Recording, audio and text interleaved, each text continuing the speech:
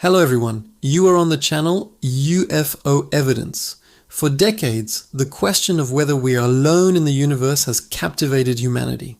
While countless stories have been dismissed as hoaxes or misidentifications, some UFO sightings are so compelling, so well documented, and so baffling that they defy easy explanation.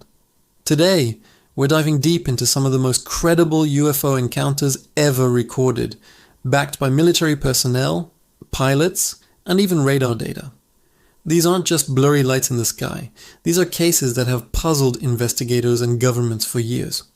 So, buckle up as we explore the evidence that suggests we might not be alone after all. Let's start with one of the most famous incidents in modern history. The 2004 Nimitz encounter. Picture this. The USS Nimitz Carrier Strike Group is conducting training exercises off the coast of San Diego. For 2 weeks, the advanced SPY-1 radar system on the nearby USS Princeton had been tracking strange objects.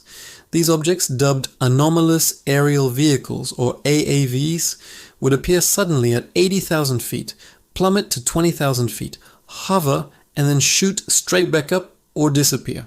Their movements defied the known laws of physics. No sonic booms, no visible means of propulsion. The tipping point came on November 14th. The Princeton's radar detected one of these objects hovering at a low altitude. Two FA-18 Super Hornets, led by Commander David Fravor, were diverted from their training mission to investigate. What they saw was astonishing. Hovering just above the water, which was churning as if something was underneath it, was a smooth, white, oblong object with no wings, no rotors, and no exhaust plumes. Fravor described it as looking like a giant tic-tac. As Fravor descended to get a closer look, the tic-tac seemed to notice him. It began to mirror his movements, ascending to meet his altitude. Fravor decided to cut across the circle to intercept it, but as he did, the object accelerated at a speed he had never witnessed before and vanished. Seconds later, the USS Princeton reacquired the object on its radar, but this time it was 60 miles away. It had traveled that distance in less than a minute. Later that day, another flight mission, this one equipped with an advanced infrared camera, managed to capture the now famous FLIR video of the Tic Tac, showing it performing more impossible maneuvers before zipping off screen. The encounter was witnessed by multiple highly trained pilots and corroborated by some of the most advanced radar systems on the planet. To this day, the US government has no official explanation for what the Nimitz crew encountered.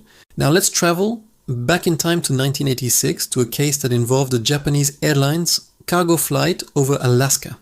On November 17th, Japan Airlines Flight 1628, a Boeing 747 cargo freighter, was flying from Paris to Tokyo. The crew, led by veteran Captain Kenju Terauchi, was experienced and respected. As they flew over eastern Alaska, they noticed two strange lights to their left. The lights were pacing their aircraft, moving in a synchronized formation-like pattern. Terauchi initially dismissed them as military aircraft, but they were flying in a restricted, dark airspace where no other traffic was reported.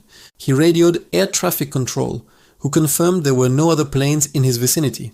Suddenly the two lights shot directly in front of the 747, as if they were playing a game of tag, Terauchi later reported. He described them as looking like square arrays of thrusters, glowing with a warm amber light. As if that wasn't strange enough, a third, much larger object appeared. Terauchi described it as a mothership, a gigantic, disc-shaped craft that was at least twice the size of an aircraft carrier.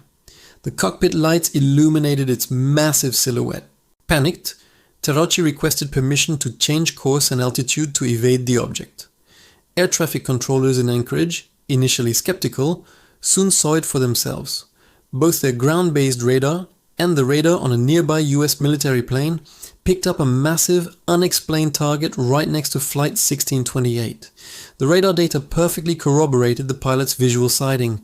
The encounter lasted for nearly 50 minutes as the 747 flew a complete 360-degree turn to escape. the objects finally disappeared as they approached the lights of Fairbanks.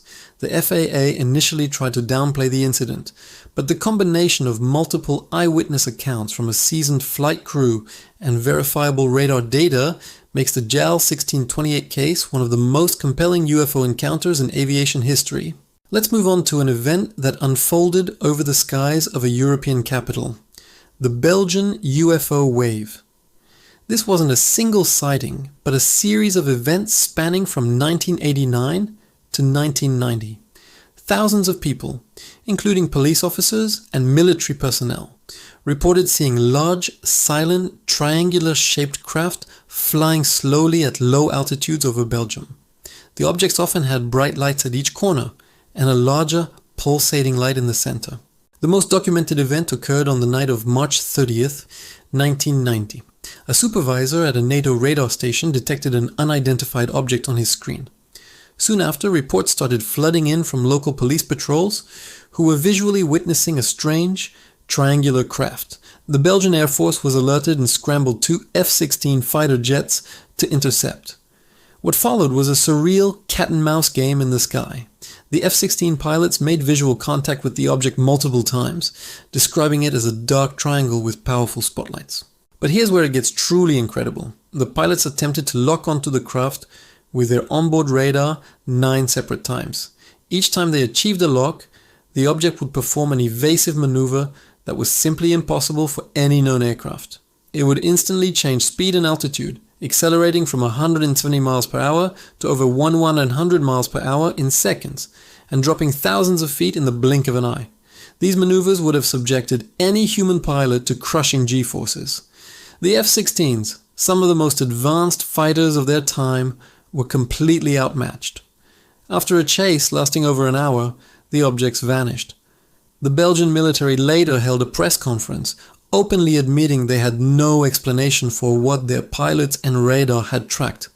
They released the radar data, pilot testimonies, and even a famous photograph of one of the triangles, making the Belgian UFO wave one of the most transparently handled military UFO encounters ever. Finally, we come to a case that is often called the British Roswell, the Rendlesham Forest Incident. In December 1980, strange lights were seen descending into Rendlesham Forest, right next to 2 active US Air Force bases, RAF Bentwaters and RAF Woodbridge. These weren't just distant lights, this was a close encounter. On the night of December 26th, security patrolmen were sent into the forest to investigate. They found a small triangular metallic craft hovering or standing on legs in a clearing. It was about 9 feet long and 7 feet high, glowing and covered in strange hieroglyphic-like markings. As the men approached, the craft lifted off and maneuvered silently through the trees before disappearing at high speed. The next day, investigators found 3 distinct depressions in the ground where the object had landed. Even more bizarre, radiation readings taken at the landing site were significantly higher than in the surrounding area. 2 nights later, the phenomenon returned. This time, the deputy base commander, Lieutenant Colonel Charles Holt, led a team into the forest himself. He recorded the entire event on a microcassette recorder. His real-time audio captures the sheer disbelief and awe of the men as they witnessed pulsating lights in the sky. At one point, one of the objects beamed down a laser-like ray of light directly at their feet, and later near the base's weapons storage area. Colonel Holt and his team watched these objects for hours, as they performed incredible aerial feats, moving in sharp, angular patterns and changing colors. Holt later filed an official memorandum, now known as the Holt Memo, detailing the entire event. He stated unequivocally that the objects were under intelligent control, and that their origin was extraterrestrial. With multiple high-ranking military witnesses, physical evidence on the ground, radiation readings, and an official report from a base commander, the Rendlesham Forest Incident remains a cornerstone case in UFO research. These cases, Nimitz, JAL, 1628, the Belgian Wave, and Rendlesham Forest, are just the tip of the iceberg. What makes them so compelling is the quality of the evidence. We're talking about trained observers, military pilots, and police officers whose jobs depend on accurate observation. We're talking about corroboration from multiple sources, eyewitnesses, ground radar, an airborne radar, and in some cases we even have physical traces and official government documentation. These are not easily dismissed stories. They are serious events that have left experts scratching their heads for decades. The universe is vast and mysterious, and these credible encounters remind us that there's still so much we don't know. Perhaps the truth really is out there. Thanks for joining us on UFO Evidence. What do you think about these cases? Let me know in the comments below. And don't forget to like this video and subscribe for more deep dives into the world's most mysterious phenomena. We'll see you in the next one.